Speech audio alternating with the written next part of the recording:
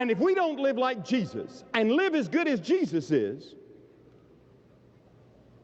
then we come short of God's requirement and God's expectation. Well, you say, Billy, who in the world can live like Jesus? Nobody. That's the reason you all have to say, I'm a sinner. God is going to weigh us by Christ.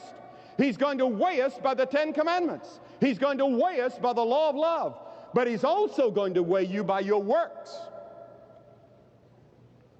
Those sins of omission that you weren't even conscious of. In Matthew 25, Jesus reminds us, for I was a-hungered, and you gave me no meat. I was thirsty. You didn't give me anything to drink. I was a stranger, and you didn't take me in. I was naked, and you didn't clothe me. I was sick and in prison, and you never came and visited me. But the people will say, Lord, where did we see you naked and sick and in prison and thirsty? Then He answered them this way. Inasmuch as you did it not to one of the least of these, you did it not to me. Now that strikes every person in this arena. And we come short. And then Jesus pronounced judgment. He said, those that are guilty of the sin of omission, and these shall go away into everlasting punishment, but the righteous unto life eternal. You say, well, Billy, I'm sort of devastated. How can any of us weigh out? We can't.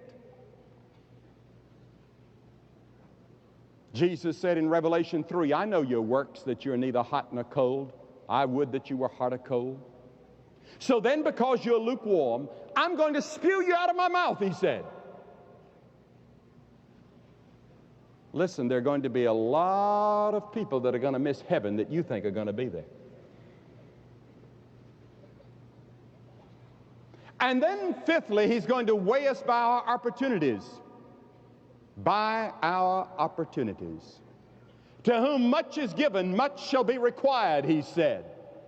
Think of living in America with all of its advantages.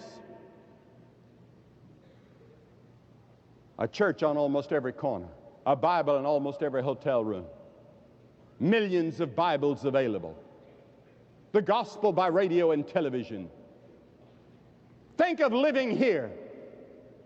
He's going to judge us by the opportunities we had. Think of the Christian literature that's available at bookstores. And we don't take advantage of it. To whom much is given, much is required. You say, well, Billy, even on that score, I can't make it. No. But the glory of this whole thing is that there is a gospel.